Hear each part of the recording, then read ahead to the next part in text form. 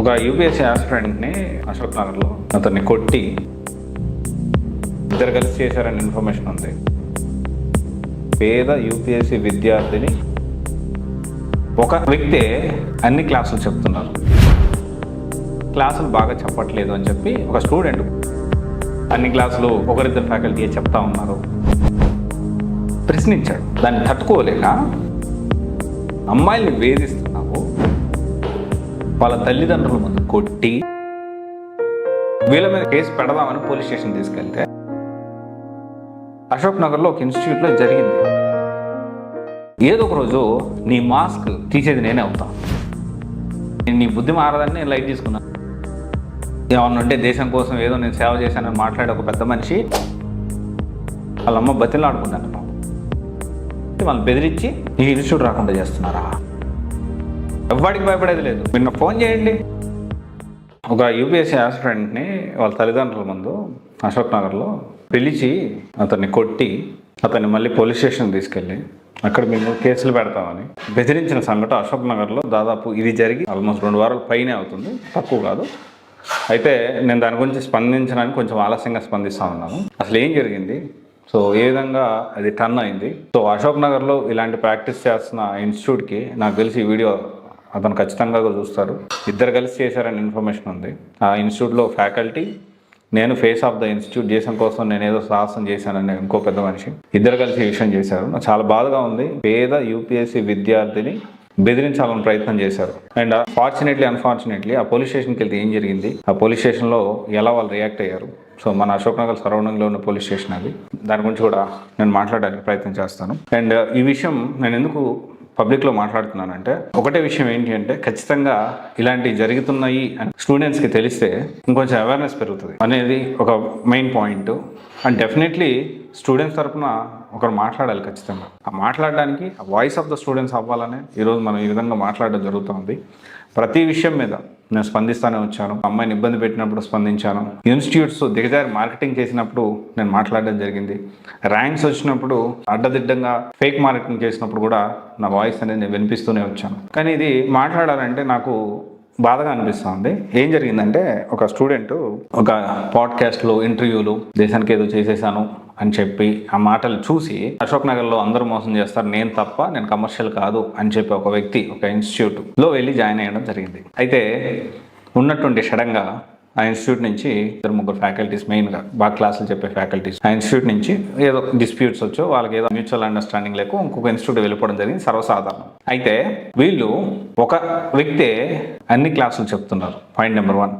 Point number 2 వచ్చేసి ఏంటి అంటే, ఆ ఇంకో ఫ్యాకల్టీ క్లాసులు బాగా చెప్పట్లేదు అని చెప్పి ఒక స్టూడెంట్ క్వశ్చన్ చేస్తున్నాడు కంటిన్యూస్గా. అంటే ఇది కరెక్ట్ కాదు, కరెక్ట్గా క్లాసులు చెప్పట్లేదు, అన్ని క్లాసులు ఒకరిద్దరు ఫ్యాకల్టీ చెప్తా ఉన్నారు, స్కెడ్యూల్ ప్రకారం జరగట్లేదు, క్యాన్సిల్ చేసి పారేస్తున్నారు, నేను ఎట్టే డబ్బులకి న్యాయం జరగట్లేదు అని చెప్పి ప్రశ్నించాడు ఆ పిల్లోడు. ఒక యూపీఎస్సీ ఆస్పిరెంట్ ప్రశ్నించాడు.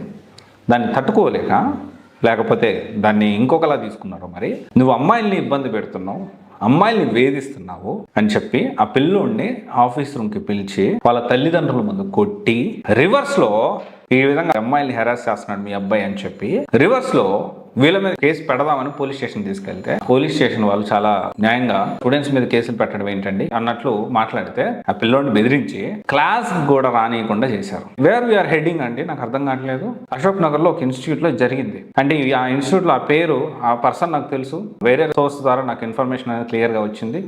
ఆ పర్సన్ బయటికి వచ్చి మాట్లాడేంత వాయిస్ లేదు, అంత బ్యాక్గ్రౌండ్ లేని వ్యక్తి, చాలా పూర్ ఫ్యామిలీ నుంచి వచ్చాడు, పేద విద్యార్థి. అలాంటి పరిస్థితుల్లో నుంచి ఏదో యూపీఎస్సీ సాధిద్దాం, ఒక ఐఏఎస్, ఒక మంచి ఐపీఎస్సీ, లేకపోతే ఒక యూపీఎస్సీ ర్యాంక్ సాధిద్దామని అశోక్ నగర్లో వచ్చి తినక డబ్బులు కడితే, నేను నిజంగా చెప్తా ఉన్నా, ఈ చేసే పెద్ద మనిషి వీడియో నువ్వు చూస్తా ఉన్నా తెలుసు, నువ్వు ఏదైతే క్రియేట్ చేసుకుంటున్నావు ఒక ఫేమ్ అనేది ఫేక్ ఫేమ్, ఏదో ఒక రోజు నీ మాస్క్ తీసేది నేనే అవుతా. ఎందుకంటే మొన్న ఈ మధ్య కూడా నువ్వు పోలీస్ స్టేషన్ నుంచి ఫోన్ చేయించి తమాషా పడుతున్నావా? సరే ఓకే, నేను దాని గురించి నువ్వు ఫోన్ చేయించి నా దగ్గర వాయిస్ రికార్డ్స్ కూడా ఉన్నాయి. బట్ ఏంటి అంటే నీ బుద్ధి మారదని నేను లైట్ తీసుకున్నాను. నాకు I have bigger issues than that. But ఒక పిల్లోడిని ఈ విధంగా చేయడం అంటే, అశోక్ నగర్లో ఎవరిని అడిగినా ఈ విషయాన్ని చెప్తారు. ఒక ఇన్స్టిట్యూట్ జరిగింది, ఇది పెద్ద ఇన్స్టిట్యూట్ ఏం కాదు, జస్ట్ 3-4 సంవత్సరాల కింద వచ్చిన ఇన్స్టిట్యూట్ ఇది. ఏమన్నా ఉంటే దేశం కోసం ఏదో నేను సేవ చేశానని మాట్లాడే ఒక పెద్ద మనిషి ఫేస్ ఆఫ్ ద ఇన్స్టిట్యూట్ ఉండే ఇన్స్టిట్యూట్ ఇది.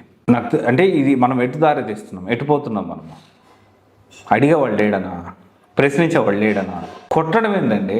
చట్టం ఎవరికి కూడా చుట్టం కాదు. కొట్టడం ఏంటి? అది కూడా వాళ్ళ తల్లిదండ్రులు పిలిచి మళ్ళీ అక్కడ బ్లేమ్ చేసి వాళ్ళ అమ్మ బతిలాడుకుందంట పాపం. అయ్యయ్యో వదిలేండి అయ్యా, మేము లేని వాళ్ళం వదిలేండి అయ్యా అని. మళ్ళీ పోలీస్ స్టేషన్లో వాళ్ళు ఇట్లాంటి పంచాయతీలు ఇట్లాంటి పిల్లల మీద కేసులు పెట్టేది వాళ్ళు బయటికి పంపిస్తే బయట వాళ్ళు నుంచోబెట్టి వాళ్ళు బెదిరించి ఈ ఇన్స్టిట్యూట్ రాకుండా చేస్తున్నారా?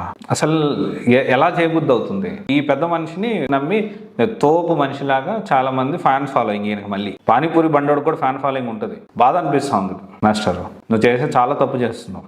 ఏదో ఒక రోజు నీ మాస్క్ నేనే తీస్తాను, నిన్ను ఏదో ఒక రోజు నువ్వు నా వల్లే ఎక్స్పోజ్ అవుతావు. ఎవడు ప్రశ్నించేవాడు లేడని.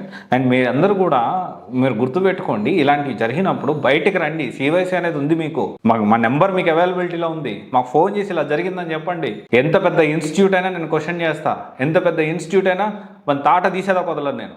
మీకు నేను మాట్లాడతా, నేను ఉన్నా అంటున్నా కదా. ఎవరికి భయపడేది లేదు. మీరు నాకు ఫోన్ చేయండి, మా నెంబర్ ఉంది, ఫోన్ చేయండి. నాకు ఈ ఇన్స్టిట్యూట్లో ఇబ్బంది ఉంది, లేకపోతే వీళ్ళు రిఫండ్ ఇవ్వట్లేదు, వీళ్ళు క్లాసులు సరిగ్గా చెప్పట్లేదు, ఆల్వేస్ మన నెంబర్ అనేది మీకు అవైలబిలిటీలో ఉంటుంది. గుర్తుపెట్టుకోండి. ఇట్లాంటి ఇష్యూస్ జరిగినప్పుడు మీరు ఇమ్మీడియట్గా సివైసీ అనేది ఉంది, వన్యరాజ్ అనేవాడు ఒకడు ఉన్నాడు, మా నెంబర్ ఫోన్ చేయండి. నేను ఇమ్మీడియట్ బేసిస్లో మీతో కనెక్ట్ అవుతా. మీ సమస్యని నేను వింటా, ఖచ్చితంగా మీకు సపోర్ట్ చేస్తాను కూడా. స్టూడెంట్స్కి ఎస్పెషల్లీ ఇది ఒకసారి ఆలోచించండి. ఎవరు భయపడొద్దు. మీకు ఇట్లాంటి ఇన్స్టిట్యూట్స్ నుంచి ఏమైనా బెదిరింపులు, భయపెట్టేవాళ్ళు, లేకపోతే ఇబ్బంది పెడుతూ సరిగ్గా క్లాసులు చెప్పకపోయినా, ఫ్యాకల్టీ ఊరికి మారుస్తున్నా, స్కెడ్యూల్ ఆన్ టైంకి ఇవ్వకపోయినా, స్కెడ్యూల్ ఎట్టబడితే అట్ట మారుస్తున్నా, ఖచ్చితంగా మనకి చేయండి, ఇన్ఫర్మేషన్ ఇవ్వండి.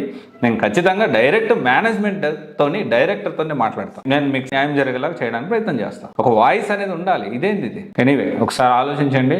మీరైతే చాలా తప్పు చేస్తూ ఉన్నారు. మీరు ఎంత ఎదుగుతున్నారో అంత ప్యారలల్గా అన్ని బ్లండర్స్ చేస్తూ వస్తున్నారు. గుర్తుపెట్టుకోండి, గాల్లో మేడలు కడితే ఎక్కువ రోజులు నిలబడవు. సో మీ బుద్ధి, మీరు ఎదిగే కొద్దీ వదగడం నేర్చుకోండి. మనం ఎదుగుతున్న కొద్దీ ఇంకా హంబుల్గా తయారవ్వాలి, కానీ యారగెంట్గా కాదు. అది ఒకసారి మీరు గుర్తుపెట్టుకోండి. భయపెడితే భయపడేవాడు ఎవ్వడు లేడు. పిల్లల్ని భయపెట్టి వాళ్ళ జీవితాలు నాశనం చేస్తే మాత్రం ఊరుకునేది లేదు. Thank you.